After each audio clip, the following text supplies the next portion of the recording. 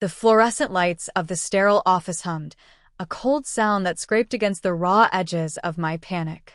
Across the polished table, his lawyer was a hawk, sharp and silent. And him? He was a predator who thought he'd already won. Leaning back in his chair, a smirk playing on lips I once kissed.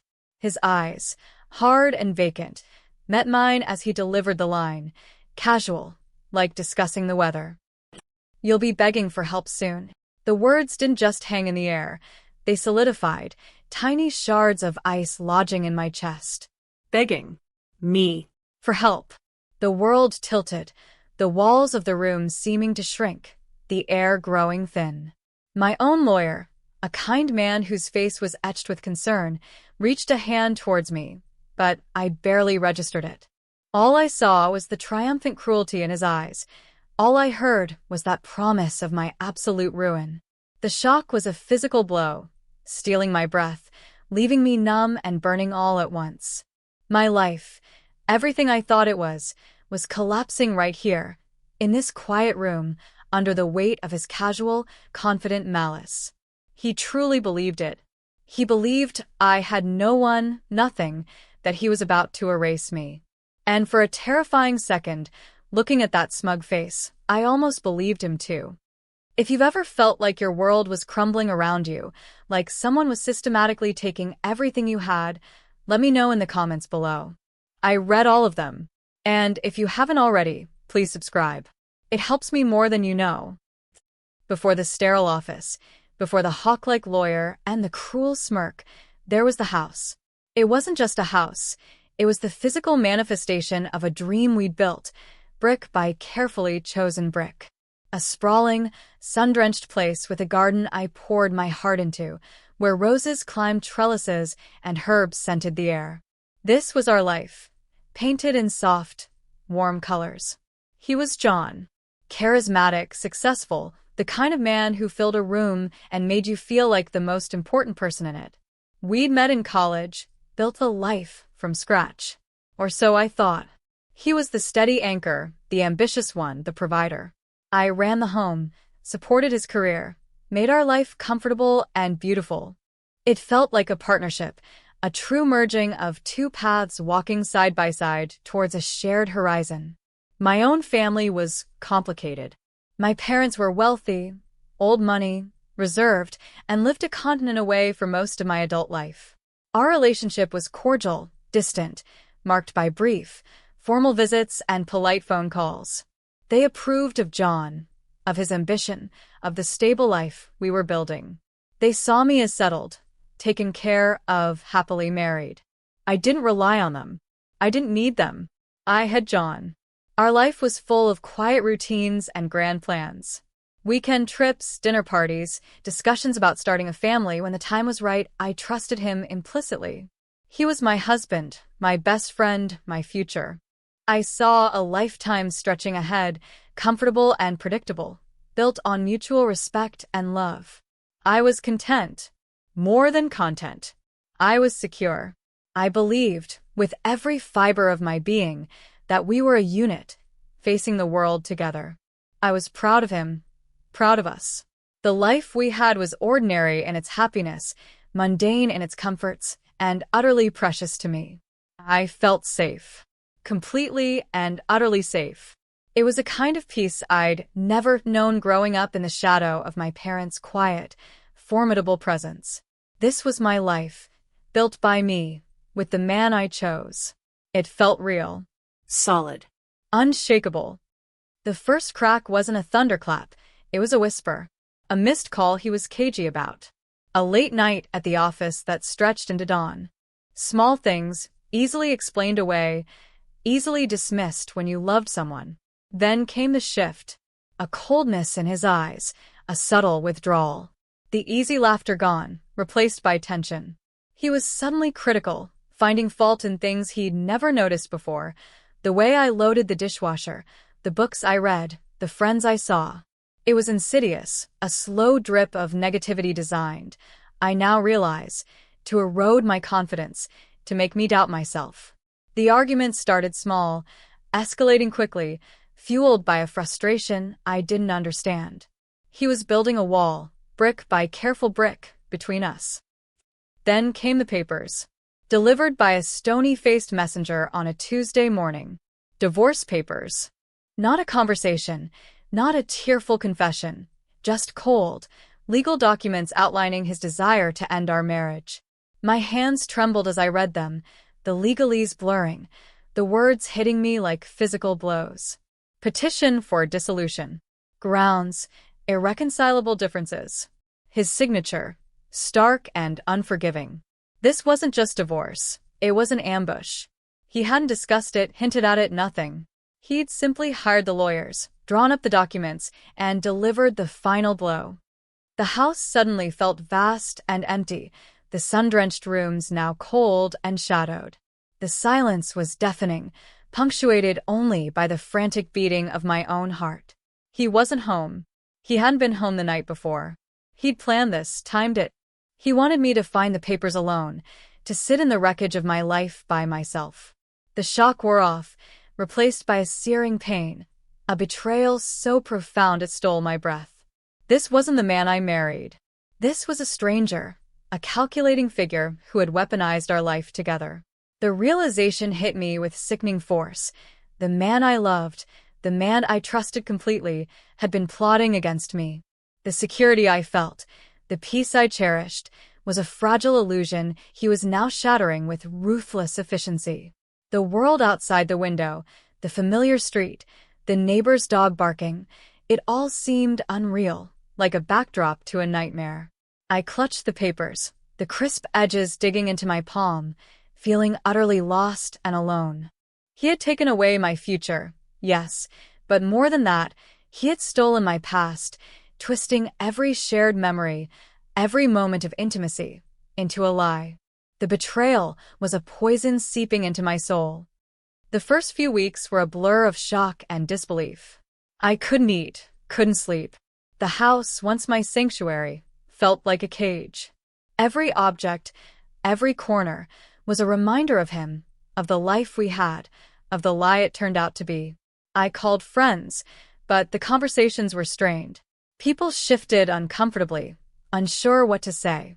Some clearly sided with him, influenced by whatever narrative he was spinning. He was good at narratives. He was good at making himself look like the wronged party. My few attempts to talk to him were met with a wall of cold indifference, or worse, a condescending pity that felt like salt in the wound. He seemed utterly detached, already moved on, already focused on the next stage of his life, which apparently involved leaving me in the dust. I tried to get legal advice.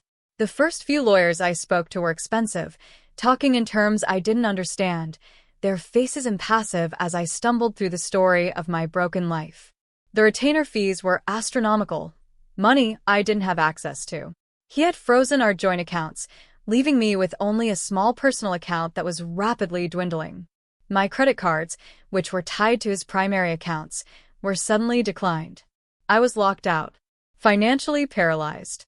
The humiliation of standing at a grocery store checkout, card rejected, face burning, was a new kind of low. I had always managed our household finances, paid the bills, handled the budget, but the main flow of money came through him. I hadn't seen it as a vulnerability. I had seen it as trust, as our shared life. Now it was a weapon in his hand. He started making demands through his lawyer, access to the house at specific times, requests for documentation I didn't even know existed. Each interaction felt like an invasion. He wasn't just divorcing me, he was dismantling my life piece by piece, controlling the narrative, controlling the process. His confidence was chilling. He acted like this was a mere formality, an inconvenience he was pushing through to get to his next, better life. He knew my financial situation, knew I didn't have the independent means to fight him effectively. He was using my perceived helplessness as his greatest advantage. I started selling things. Small things at first, a piece of jewelry he'd given me that now felt tainted, some furniture I could bear to part with. It was humiliating, selling off pieces of my life just to buy groceries, just to pay for a consultation with a lawyer. The small account shrank faster than I anticipated. Bills started piling up. The garden, my refuge, began to wither from neglect. I barely had the energy to water it, let alone tend to the roses. My world was shrinking, my options narrowing. Every path I looked down seemed blocked. Every door I tried to open was locked from the other side. And I knew, deep down, that he was watching, waiting for the moment I would break, the moment I would fulfill his prophecy. Begging for help. The words echoed in the empty rooms. He wanted me to fall, and he was systematically kicking away every support. The legal battle intensified, or rather, his side intensified their attacks. They filed motions, demanding invasive financial disclosures, challenging every small request I made. His lawyer was relentless, mirroring his client's cold determination. My lawyer, bless his heart, was kind, but he was outmatched, and I knew it. We were fighting with a butter knife against a seasoned swordsman. The fees piled up, even for simple phone calls or emails. I was bleeding money I didn't have just to stay in the fight. He started spreading rumors. Subtle, insidious things that questioned my stability, my competence, even my sanity. He hinted to mutual acquaintances that I was being difficult, unreasonable, emotionally unstable. Because I wasn't just quietly agreeing to his terms, I was apparently the problem. Some people believed him, or at least kept their distance, not wanting to get involved. The social isolation was profound. The phone stopped ringing. Invitations dried up. The life we had built together, the social circle we shared, evaporated, leaving me stranded. I was becoming a pariah, my reputation quietly poisoned by the man who had sworn to cherish me. The house felt like a stage where a slow, agonizing play was being performed, with me as the sole, unwilling actor. I walked through the rooms, haunted by ghosts of laughter and shared meals, now overlaid with the chilling reality of betrayal. Sleep offered little respite, filled with anxieties and nightmares. I woke up exhausted, the weight of my situation pressing down on me before my eyes were even fully open. The constant stress was taking its toll. I felt physically weak, emotionally drained. Every day was a battle simply to function, to put one foot in front of the other. He seemed to thrive on my struggle. There were calculated encounters, a chance meeting at the grocery store where he would offer a saccharine, fake smile, or a carefully timed email through his lawyer that felt designed to inflict maximum emotional pain. He knew my weak spots. He knew how to twist the knife. He wasn't just seeking a divorce. He was seeking my utter humiliation and destruction. He wanted to erase me, or at least reduce me to a cautionary tale. His confidence grew with every passing week, fueled by my visible distress and dwindling resources. He was convinced I had nowhere to go, no one to turn to. He saw my reserved, distant relationship with my wealthy parents as proof of my isolation, assuming there was no safety net, no possibility of intervention. He was certain I was alone, and for a long, terrifying time I was. The realization wasn't a single moment, but a slow, dawning horror that crept in during the quiet hours of the night. This wasn't about dividing assets, about ending a marriage respectfully, even painfully. This was about power. His power over me. His ability to dictate my future, to leave me dependent, vulnerable, potentially ruined. He didn't just want the house or the money. He wanted to break me. He wanted to see me fall, to confirm his own superiority, his own ruthlessness. His cruelty wasn't a byproduct of the divorce. It was the core strategy. He was leveraging my perceived weakness, my lack of independent wealth or strong family ties, against me. I remember sitting on the floor of the empty living room one evening, surrounded by packing boxes that held only things I was trying to sell, the scent of dust and decay heavy in the air. The garden outside was dead, a tangle of brown stalks. It felt like a mirror of my soul. I was defeated, utterly and completely. His words, "You'll be begging for help soon," echoed not just in my mind, but seemed to resonate through the silent house. He had been right. I was close. The thought of admitting defeat, of calling him, of begging for mercy, was physically nauseating, but it felt like the only option left. My lawyer had been blunt. Without funds, the fight was unsustainable. I was hemorrhaging money, and there was nothing left to bleed. Then, something shifted inside me. It wasn't a sudden burst of strength, but a slow, cold hardening. Looking at the dead garden, the dusty boxes, I saw not just loss, but a deliberate act of sabotage. He hadn't just walked away, he had systematically dismantled everything. The anger, which had been a simmering undercurrent, finally boiled over, scalding me, burning away the last vestiges of hurt and self-pity. He wanted me to beg? He wanted me to be helpless? He wanted to break me? No. Not like this. Not ever. The pity I had felt for myself, the fear that had paralyzed me, transformed into a cold, sharp resolve. I wasn't just fighting for property or money anymore. I was fighting for my dignity, for my survival, for the right to exist on my own terms, free from his shadow, free from his control. He had underestimated me. He had seen me as soft, dependent, easily crushed.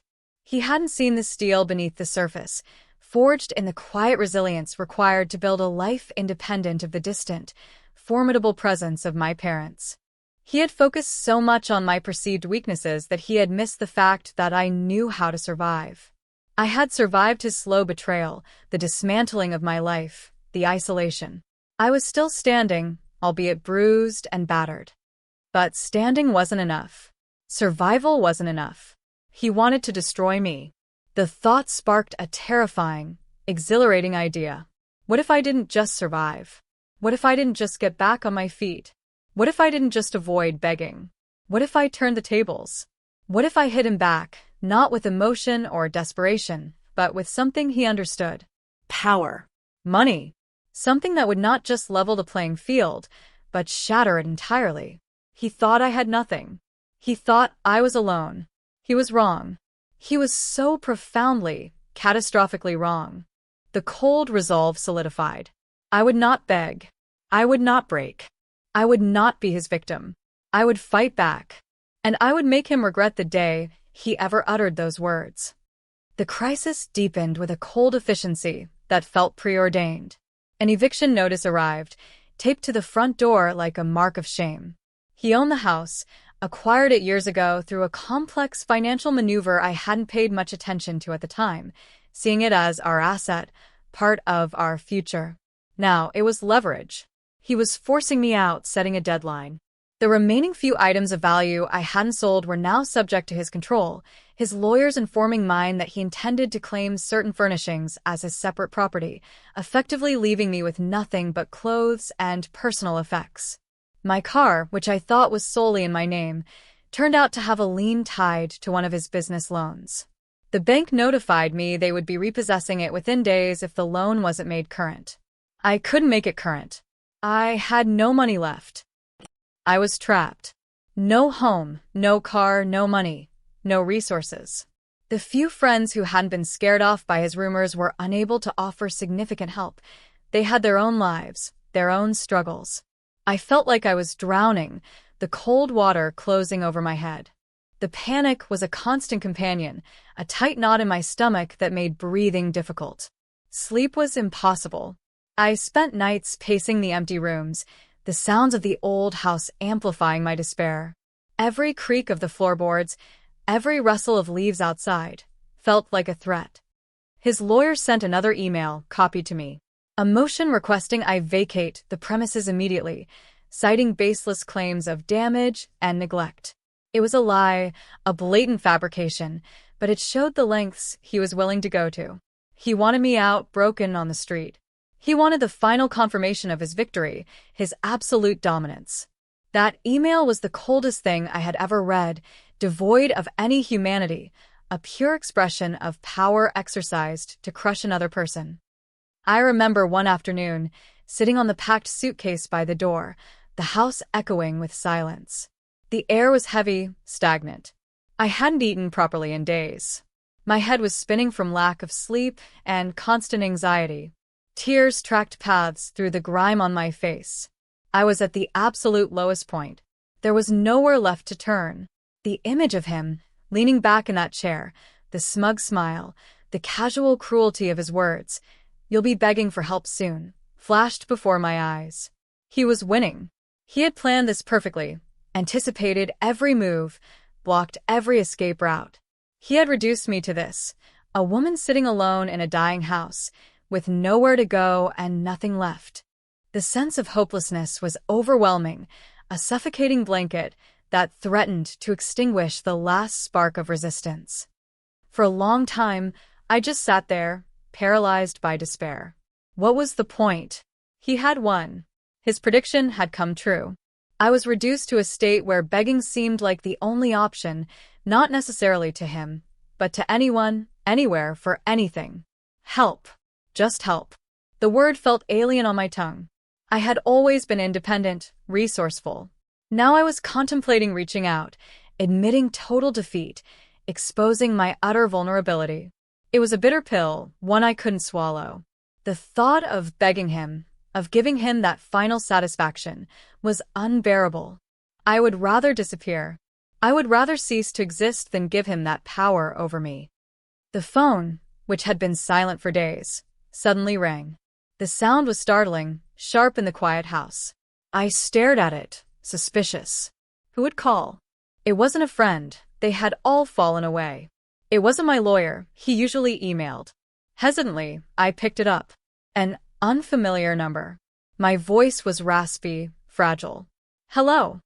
A professional, unfamiliar voice on the other end. Is this my name? Yes, I whispered. This is Arthur Hayes, attorney at law, representing the estate of father's name and mother's name. My parents. My distant, reserved parents. My heart gave a lurch. Yes? What? What is it? Had something happened? Were they ill? I regret to inform you, the voice was formal, measured, that your parents, father's name and mother's name, passed away last week. Unexpectedly, the words hung in the air. Passed away. Both of them? Last week?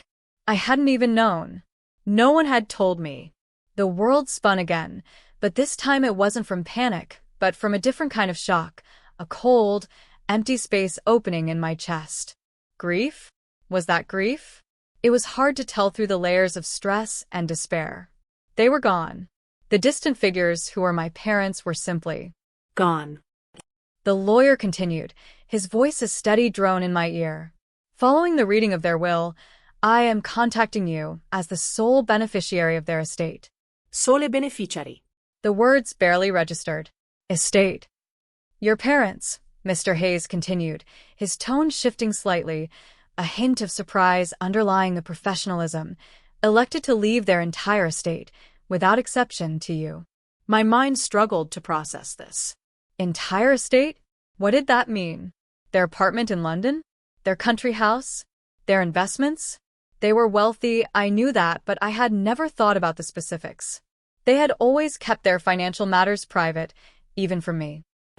Mr. Hayes, I managed, my voice a strained whisper. What? What does their estate entail? There was a brief pause.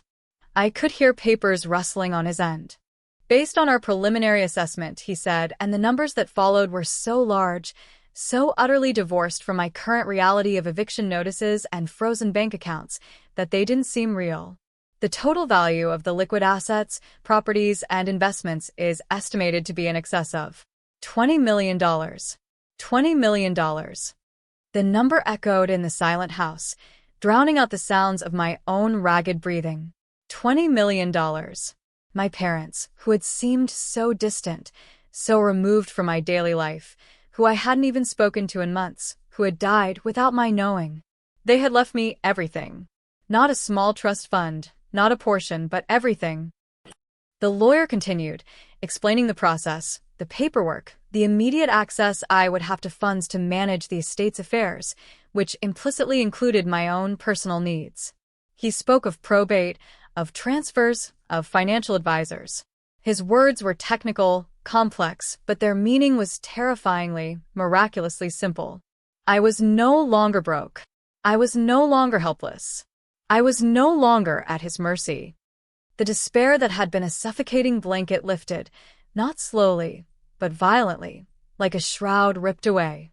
Underneath wasn't instant joy or relief, but a cold, hard space where the despair had been. And into that space rushed something else.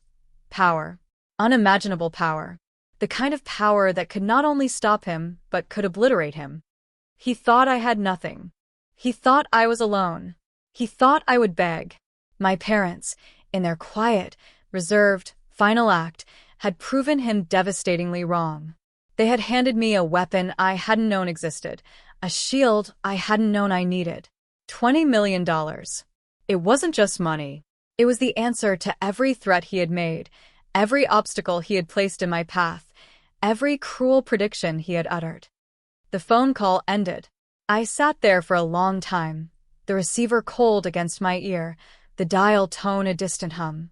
The silence of the house was different now. It wasn't empty, it was charged with possibility. The dead garden outside didn't seem so final. The packed suitcase by the door felt lighter. The eviction notice, still taped there, seemed ridiculous, a pathetic relic of a past nightmare. A single tear rolled down my cheek, followed by another. Were they tears of grief for my parents? Yes, some, perhaps. A strange, hollow grief for the people I hadn't truly known, but who had, in the end, saved me in a way no one else could. But mostly, the tears were for the sheer, brutal irony of it all. He wanted me to beg? He thought he had broken me? He thought I was finished. The coldness solidified into a quiet fury, a focused determination unlike anything I had ever felt. This wasn't about getting back what was mine in the divorce. This wasn't about a fair settlement. This wasn't even about survival anymore. This was about turning his own game against him, using the very thing he understood, absolute power, to dismantle him, piece by carefully planned piece, just as he had tried to dismantle me. He wanted me to beg? He would be the one left with nothing. The fight wasn't over. It had just begun. And I was armed with something far more powerful than I could have ever imagined. The transformation wasn't immediate or dramatic in its outward appearance. The next morning, I still woke up in the cold, quiet house, the weight of the past weeks still heavy. But inside, something fundamental had shifted. The paralyzing fear was gone, replaced by a cold, clear focus. The despair had burned away, leaving behind a hard, bright core of resolve. I called my lawyer, Mr. Henderson. His voice, usually weary with the futility of our position, brightened when I told him I had new information, significant information, that would change everything. I didn't reveal the full extent over the phone, just enough to pique his professional interest and schedule an immediate meeting. He still saw me as the same vulnerable client, perhaps having found a wealthy friend or relative willing to lend me a small amount to continue the fight. He had no idea. Meeting Mr. Hayes, the estate lawyer, was surreal. He was everything my parents were, precise, reserved, operating in a world of immense wealth and complex legal structures. He laid out the details, the sheer scale of the assets. Properties in London, New York, Switzerland. Extensive stock portfolios, art collections, trusts I had never heard of. It was overwhelming, a fortune so vast it felt abstract. But Mr. Hayes was practical. He arranged for immediate access to funds, not just enough to hire better lawyers, but enough to wage a war on multiple fronts. He connected me with a firm specializing in high-net-worth divorce cases, a firm known for its aggressive tactics and win record. They didn't just handle cases, they dismantled opponents. Meeting with the new legal team was like stepping into a different dimension. These were not the kind, slightly weary lawyers I had been dealing with. These were strategists, tacticians, their eyes sharp and assessing. I explained my situation, his strategy, his confidence in my lack of resources. Then I told them about the inheritance. The room went quiet. Their initial polite interest sharpened into intense focus. They understood immediately. This wasn't just a divorce case anymore. This was a battle of wills, a chance to not just defend me, but to turn the tables entirely. We planned. They analyzed his legal filings, his financial disclosures, which, they quickly discovered, were conveniently incomplete or misleading. They identified his pressure points, his vulnerabilities. His arrogance was his greatest weakness. He believed he was untouchable, that his scheme was foolproof because I had no means to challenge him. He hadn't just underestimated me, He had built his entire strategy on the foundation of that underestimation. My new legal team didn't waste time. They filed countermotions. Not just defensive ones, but offensive strikes. Demands for his complete financial history, going back years. Investigations into the businesses he had claimed were struggling, the complex transfers he had made. We had the resources, now, to hire forensic accountants, private investigators. We started digging. And the deeper we dug, the uglier it got. His carefully constructed facade of success and honesty began to crumble under scrutiny fueled by unlimited funds. We found evidence of not just marital misconduct, but questionable business practices, potentially illegal financial manipulations, secret accounts, undeclared assets. His ambition hadn't just led him to betray me, it had led him down a path of deceit and illegality that extended far beyond our marriage. The tension built. His lawyer became less smug, more agitated. The carefully orchestrated narrative he had built began to unravel. The friends who had distanced themselves started calling tentatively, confused by the sudden shift in my circumstances. The rumors of my newfound backers, I didn't explain. I just listened, cool and detached. The final turning point wasn't a single event, but the moment I walked into the deposition room. This wasn't a courtroom, just a conference room where parties give sworn testimony before trial. It felt like the battlefield. He was there, with his lawyer, still attempting to project an air of calm confidence, though I could see the flicker of unease in his eyes. He had heard the rumors, seen the filings from my new legal team. He knew something had changed, but he clearly didn't know the half of it. He probably suspected I'd found some emergency funding, enough to delay things, enough to be a nuisance. He still believed he held the ultimate power. My legal team was formidable. They didn't shout or grandstand. They were quiet, precise, their questions like scalpels, cutting through his prepared answers, exposing the lies and inconsistencies. They presented evidence of his deceit, not just in our marriage, but in his business dealings. They had found the secret accounts, the shell corporations, the fraudulent documents. His face grew paler with each revelation. The smugness vanished, replaced by a desperate attempt to maintain composure. Then came the moment. My lead attorney, a woman with eyes like ice and a voice like silk, turned to him. "Mr. John," she said, her voice quiet but carrying absolute authority. "Given the evidence presented today, it is clear that your financial disclosures were incomplete and fraudulent. We also have substantial evidence suggesting criminal misconduct related to your business dealings and tax evasion."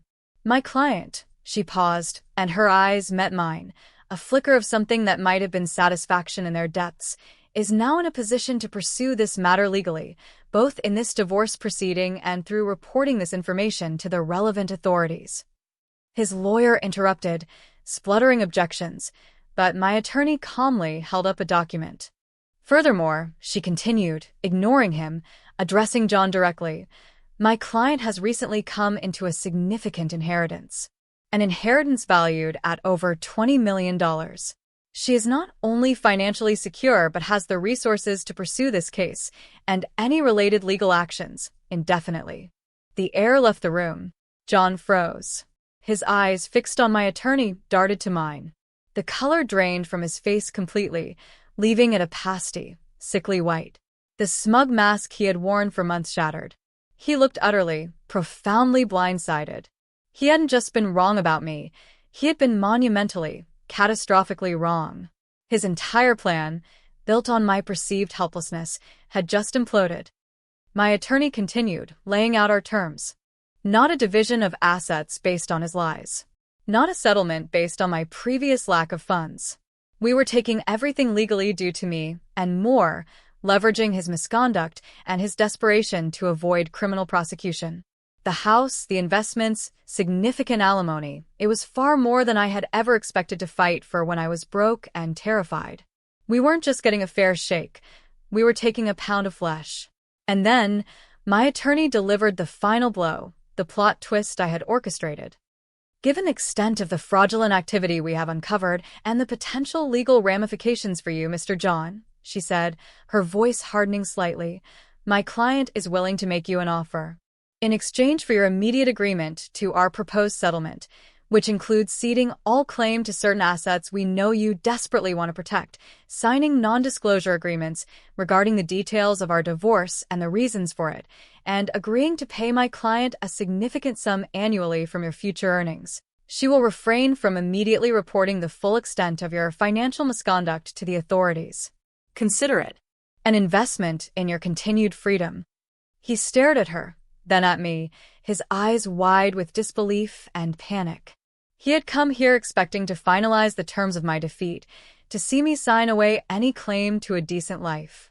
Instead, he was facing financial ruin, potential criminal charges, and the utter destruction of his carefully constructed reputation.